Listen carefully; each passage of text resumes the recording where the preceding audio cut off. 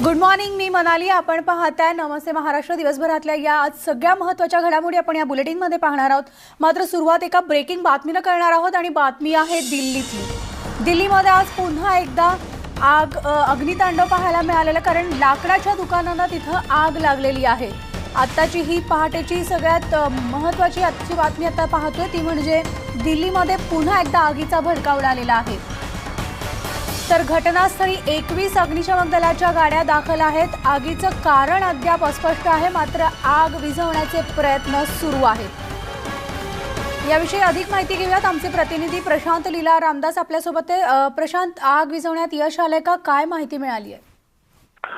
मनाली, दिल्लीच्या मुंडका परिसरातील लाकडाच्या गोदामांना आणि दुकानांना आग लागलेली आहे.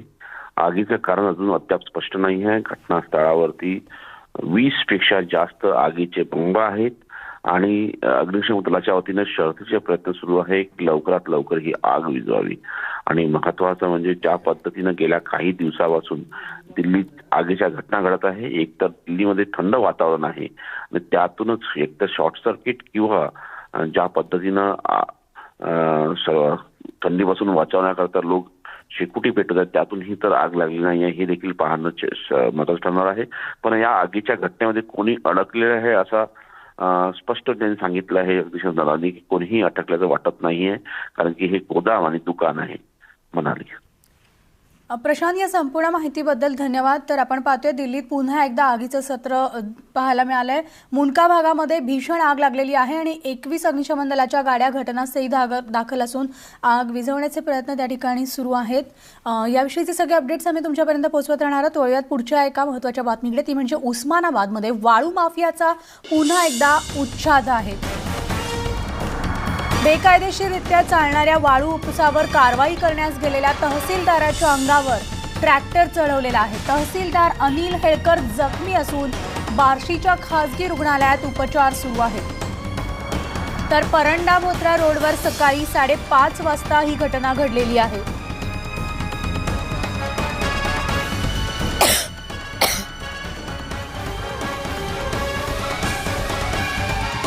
आत्ताची ही ब्रेकिंग बातमी, ती म्हणजे उस्मानाबादमध्ये तहसीलदाराच्या अंगावर वाळू माफियांनी ट्रॅक्टर चढवलेला आहे.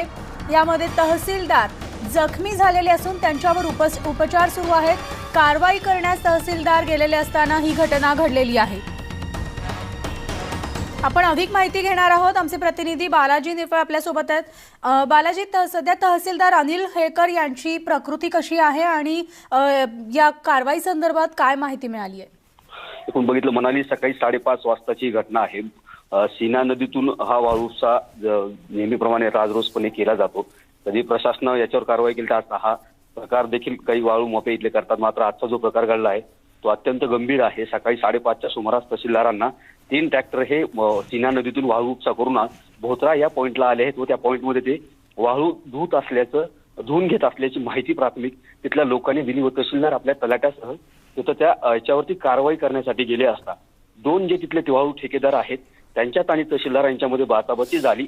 तहसीलदार हे गाडीत बसत असताना ट्रॅक्टर चालकांना जो आहे तो ट्रॅक्टरवर कारवाई होईल म्हणून तो ट्रॅक्टर जो आहे तसं तहसीलदार यांच्या अंगावरती घातला आणि अनिल हेळकर हे या ट्रॅक्टरच्या चाकाखाली आले व हा चाक पूर्णतः त्यांच्या कमरेवरून गेला असल्याचं प्राथमिक ज्या लोकांनी तिथं पाहिलंय ते लोक सांगतात.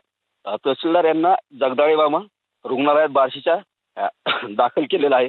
त्यांची प्रकृती जर बघितली तर वरवर खालावत चाललेले असल्याचं डॉक्टरांचं म्हणणं आहे. पोलीस असतील किंवा SDM असतील हे घटनास्थळी दाखल झालेले आहेत. 2 आरोपी जे आहेत संशयित म्हणून पोलीस सध्या त्यांचा तपास घेत आहेत. घटनास्थळावर जे ट्रॅक्टर होतं ते पोलिसांनी सध्या ताब्यात घेतलेलं आहे. म्हणाली या संपूर्ण माहितीबद्दल बालाजी धन्यवाद. आपण पाहतोय मात्र उस्मानाबादमध्ये पुन्हा एकदा वाळू माफियांचा हैदोस पाहायला मिळालेला आहे. यापूर्वी देखील वाळू माफियांनी उस्मानाबादमध्ये अशाच प्रकारे हैदोस घातलेला होता आणि त्यांच्यावर कारवाई करत असताना त्यांनी चक्क वाळू माफियांनी तहसीलदारांच्या अंगावर ट्रॅक्टर चढवलेला आहे आणि त्यांची प्रकृती जी आहे ती सध्या ते जखमी असून त्यांच्यावर उपचार सुरू आहेत। या संदर्भातले अपडेट्स आमचे प्रतिनिधी बालाजी निरफळ आपल्याला देत होते। त्यानंतर वळणार आहोत पालघरमधल्या बातमीकडे। पालघरमध्ये सुद्धा सध्या नागरिकांमध्ये घबराट आहे, कारण पालघरमध्ये रात्रभर भूकंपाचं सत्र सुरू आहे। 4.8 रिश्टर स्केलच्या भूकंपानं पालघर हादरून गेलेलं आहे आणि डहाणू आणि तलासरी तालुक्यातील गावांना भूकंपाचे झटके बसतात। तर कासा आणि दापसरी भागामध्ये तीव्र भूकंपाचे झटके नागरिकांना बसलेले आहेत। गेल्या 1.5 वर्षांपासून पालघरमध्ये सातत्यानं भूकंपाचे धक्के बसतात। आणखी एक ब्रेकिंग बातमी आली आहे, ती म्हणजे मोदी सरकार विरोधात काँग्रेस आता रस्त्यावर उतरणार आहे। नागरिकत्व सुधारणा विधेयकाविरोधात काँग्रेस रस्त्यावर उतरणार असून सरकारच्या धोरणांचा निषेध करण्यासाठी भारत बचाव रॅली काढण्यात येणार आहे। आपण थेट जाणार आहोत आमचे प्रतिनिधी प्रशांत लीला रामदास यांच्याकडे। प्रशांत, काय अधिक माहिती मिळते? काँग्रेसने आक्रमक पवित्रा घेतलेला आहे, आता रस्त्यावर उतरून रॅली सुद्धा काढणार आहेत, भारत बचाव रॅली, काय माहिती आहे? खास करून ज्या पद्धतीनं देशभरामध्ये असंतोषाचं वातावरण आहे, मोदी सरकारच्या विरोधामध्ये त्या असंतोषाचा विरोध करण्याकरता काँग्रेसचे सर्व नेते रस्त्यावर उतरले आहेत। आज भारत बचाव रॅलीच्या माध्यमातून प्रदर्शकांनी ते भारतीय दूतावासाच्या ज्या देशांमध्ये त्या देखील देशांमध्ये प्रदर्शन करणाऱ्या जवळपास 9 देशांमध्ये या घडीला विरोध होणार आहे। आणि सोबतच राजधानी दिल्लीतील रामलीला मैदान जे ऐतिहासिक रामलीला मैदान तिथे देखील भारत बचाव रॅलीचं आयोजन करणार आहे। देशभरातून या रॅलीसाठी जवळपास लाखोच्या संख्येने कार्यकर्ते दिल्लीत आल्याचा दावा काँग्रेसच्या वतीने केला झालेला आहे। आणि सोबतच सर्व काँग्रेसचे नेते हे आजच्या रॅलीमध्ये सहभागी होणार आहे आणि या रॅलीमध्ये सोनिया गांधी, प्रियंका गांधी आणि राहुल गांधी, डॉक्टर मनमोहन सिंग यांचं भाषण होणार आहे। आणि सोबतच ज्या पद्धतीनं माहिती पुढे आलेली आहे, एक प्रकार नागरिकत्व विरोधक असो किंवा कांद्या महागाईचे वाढते दर असो किंवा सर्वसामान्यांचे पैसे लुटण्याचा जो प्रकार सुरू आहे तो असो, किंवा ज्या पद्धतीनं महिलांच्या अत्याचाराचा वाद सुरू झाले आहे, महिला अत्याचारावर देशभरामध्ये असंतोषाचं कारण तयार होत आहे आणि मोदी सरकार यावर कुठलंही वक्तव्य देत नाही। आणि ज्या पद्धतीने उन्नाव असो, दिल्ली असो, हैदराबाद असो, इथल्या घटना असो, या घटनांना उजाळा देत विविध मुद्द्यांवरती आज भारत बचाव रॅलीचं आयोजन करण्यात आलं आहे। आणि रॅलीमध्ये महत्वाचं म्हणजे राहुल गांधी भाषण देणार आहे, त्यामुळे त्या भाषणाकडे सगळ्यांचं लक्ष लागलं आहे म्हणा। प्रशांत, अगदी बरोबर आहे आणि त्यामुळे तिथल्या सगळ्या घडामोडी ज्या आहेत त्या आम्ही तुमच्याकडनं जाणून घेत राहणार आहोत। तुर्तास या संपूर्ण माहितीबद्दल धन्यवाद। तर नागरिकत्व सुधारणा विधेयकावरून देशभरामध्ये तणावाची स्थिती निर्माण झाली आहे। ईशान्येकडील राज्यांपाठोपाठ बंगालमध्ये देखील मोठा जनक्षोभ उसळला आणि काँग्रेसित राज्यांमध्ये मोठा विरोध सुरू झाल्यानं महाराष्ट्रात सुद्धा महाविकास आघाडी सरकारसमोर नवा पेच निर्माण झालाय। नागरिकत्व सुधारणा विधेयकाच्या अंमलबजावणीबाबत नेमका कोणता निर्णय घ्यावा याबाबत मुख्यमंत्री उद्धव ठाकरेंसमोर नवं आव्हान निर्माण झालंय। विधेयकाला शिवसेनेनं लोकसभेत पाठिंबा दिला होता, मात्र राज्यसभेमध्ये या विधेयकावरील मतदानाच्या वेळेस तटस्थ भूमिका घेत शिवसेनेचे खासदार गैरहजर राहिले होते आणि त्यामुळे आता शिवसेना आणि पर्यायानं मुख्यमंत्री उद्धव ठाकरे नेमकी कोणती भूमिका घेणार हे पाहावं लागणार आहे। दरम्यान शिवसेना घुसखोर बांगलादेशींच्या पाठीशी उभी राहणार का, असा सवाल भाजप नेते नितीन गडकरींनी केलाय।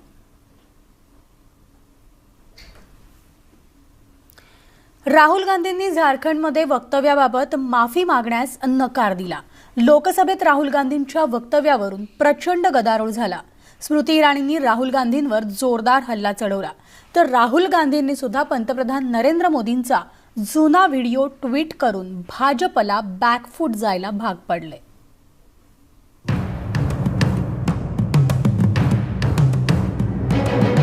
झारखंडमधल्या सभेत राहुल गांधींनी केलेल्या वक्तव्यावरून भाजपनं रान पेटवलंय। लोकसभेत भाजपनं राहुल गांधींवर या वक्तव्यावरून हल्लाबोल केलाय, तर राहुल गांधींनी गुरुवारी झारखंडमधल्या सभेत नेमकं कोणतं वक्तव्य केलं होतं ते बघूयात। Rape in India, Narendra Modi ji कहते हैं बेटी पढ़ाओ बेटी बचाओ। मोदी जी, आपने ये नहीं बताया किससे बचाना है, बीजेपी के एमएलए से बचाना है। राहुल गांधींच्या याच वक्तव्यानं संतप्त झालेल्या महिला खासदारांनी लोकसभेत आक्रमक भूमिका घेतली। राहुल गांधींचं वक्तव्य हे निंदनीय असून त्यांना यासाठी शिक्षा केली जाणार का अशी विचारणा स्मृती इराणी यांनी केली आहे। यावेळी आम्हाला न्याय हवा अशा घोषणाही देण्यात आल्या। ये राष्ट्र के इतिहास में पहली बार हुआ है जो कांग्रेस पार्टी का नेता रेप जैसे संगीन जुर्म को पॉलिटिकल मॉकरी का हिस्सा बनाता हो। ये राष्ट्र के इतिहास में पहली बार हुआ है कि गांधी खानदान का एक बेटा सरेआम कहता हो आओ हिंदुस्तान में बलात्कार करो। लोकसभेत माफी मागण्याच्या मुद्द्याला राहुल गांधींनी महत्त्व दिलेलं नाही, तर माफी मागण्याचा प्रश्नच येत नसल्याचं त्यांनी यावेळी स्पष्ट केलंय। तर महत्त्वाच्या मुद्द्यावरून लक्ष हटवण्यासाठीच आरोप केले जात असल्याचा दावा राहुल गांधींनी केलाय। मेरे फोन पे अभी एक क्लिप है जिसमें नरेंद्र मोदी जी दिल्ली को रेप कैपिटल कहला रहे हैं। उसको मैं ट्विटर पे डाल दूंगा, पूरा देश उसको देख सकता है। दूसरी बात, मेन मुद्दा आज जो बीजेपी ने और नरेंद्र मोदी ने और अमित शाह ने नॉर्थ ईस्ट को जलाया है, मेन मुद्दा वो है।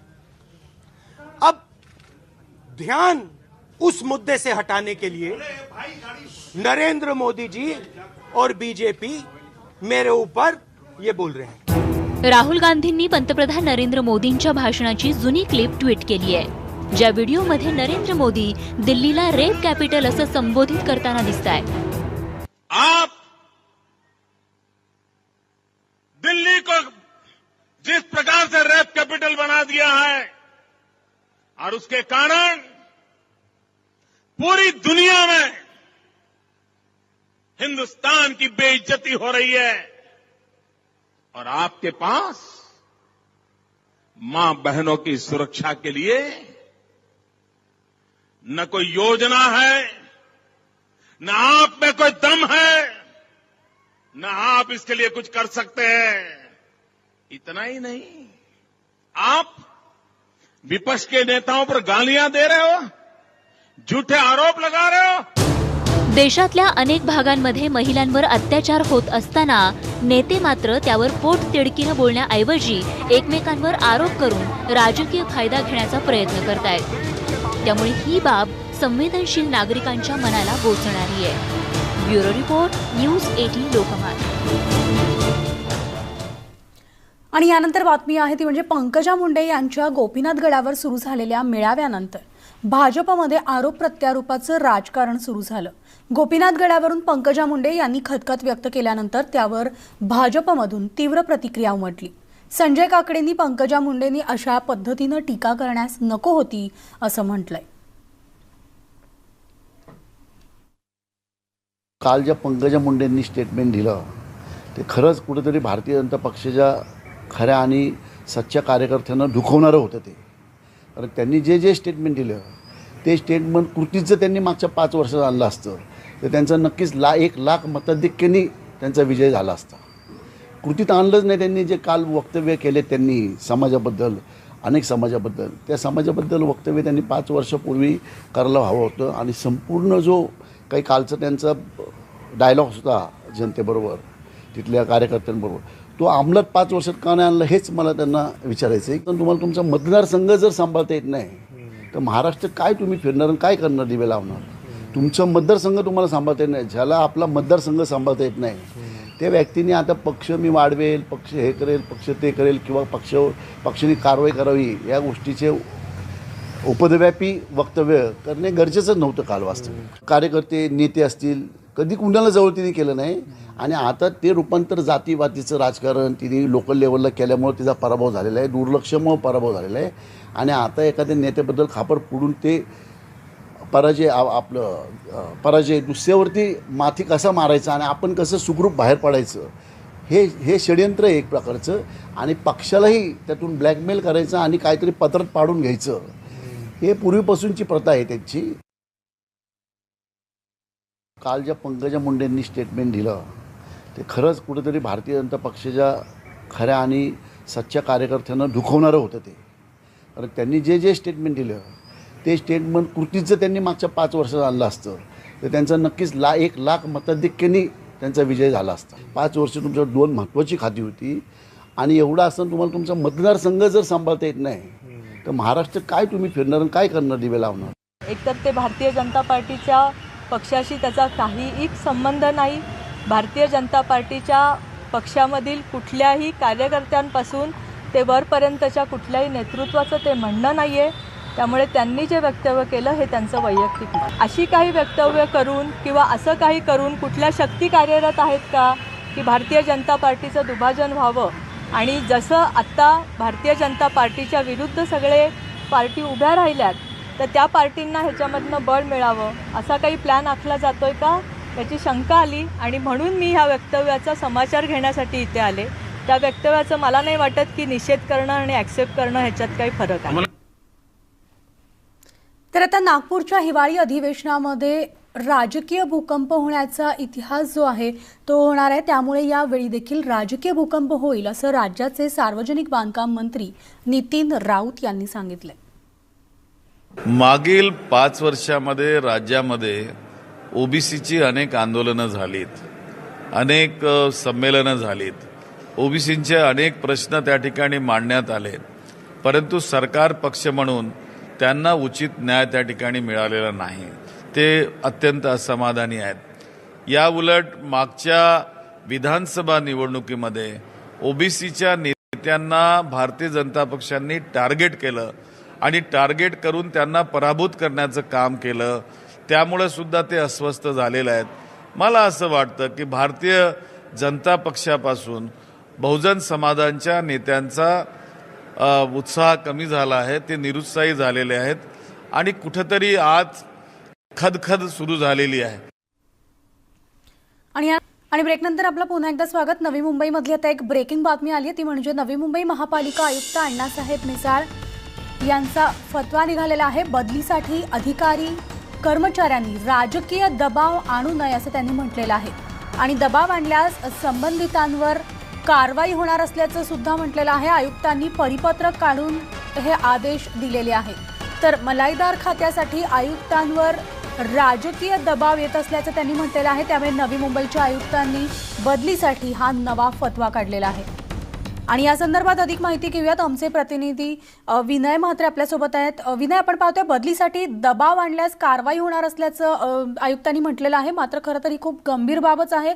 बदली करण्यासाठी राजकीय दबाव सुद्धा काही जण आणतायत नवी मुंबईमध्ये, एकूणच स्पष्ट होतंय.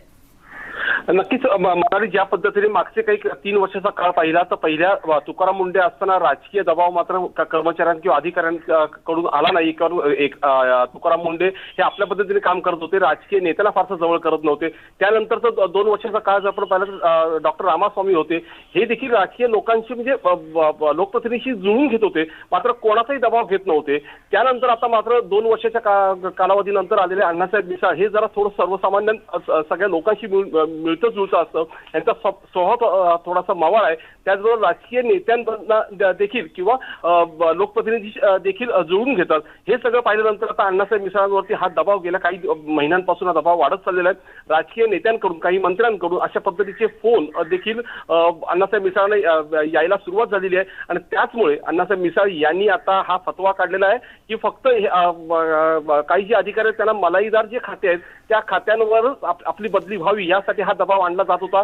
गेल्या अनेक महिना वारंवार अशा पद्धतीने अण्णासाहेब मिसाळ यांनी बैठकांमधून किंवा एचओडीच्या ज्या बैठका होत्या त्या बैठकांमध्ये देखील त्यांनी स्पष्ट केलं होतं, तरी देखील हे थांबलं जात नव्हतं. त्यानंतर त्यांनी आता काल हा फतवा काढलेला आहे आणि हा परिपत्रक काढून त्यांनी स्पष्टपणे म्हटलेलं आहे की जो अधिकाऱ्यांचा मला जर फोन आला पुन्हा कुठल्या मंत्र्यांचं किंवा इतर कुठल्या नेत्यांचं किंवा फोन आला तर मात्र मी त्या संबंधित अधिकाऱ्यांवरती किंवा त्या कर्मचाऱ्यांवरती कठोर कारवाई करणार आहे. आणि तसं पत्र आल्यामुळे आता पालिका वर्तुळात वेगळी चर्चेला सुरुवात झालेली आहे आणि या पत्रामुळे कदाचित जे अण्णासाहेब मिसाळ यांना फोन येणारे असतील कदाचित तेही बंद होतील. बरोबर. या संदर्भातल्या अधिक अपडेट्स आणि ब्रेकनंतर आपलं पुन्हा एकदा स्वागत. तर आता बातमी पाहूया, ती म्हणजे नाशिकच्या रामकुंडावर 52 फुटी वेलमासा तयार करण्यात आलाय. गोदावरी नदीपात्रामध्ये पर्यावरण रक्षण कार्यकर्त्यांनी तयार केलेला हा महाकाय वेल म्हणजे प्लास्टिक बंदी जनजागृतीकरिता केलेला उपक्रम. शहरातील VN नाईक शैक्षणिक संस्थेच्या सहकार्यानं हे अभियान राबवलं जाते. तर प्लास्टिक वापर प्रतिबंध करण्यासाठी अनेक कायदे असले तरी त्याचा वापर जोपर्यंत लोकांची मानसिकता बदलत नाही तोपर्यंत कमी होणार नाही. जनजागृती निर्माण करण्यासाठी हा प्रतिकात्मक महाकाय वेल मासा या गोदाघाटावर पर्यावरण कार्यकर्त्यांनी तयार केलेला आहे. आणि यानंतर या बुलेटिनमध्ये आज वेळ झाली आता इथेच थांबण्याची. ताज्या घडामोडींसाठी तुम्ही पाहत राहा न्यूज 18 ग्रुपमध्ये.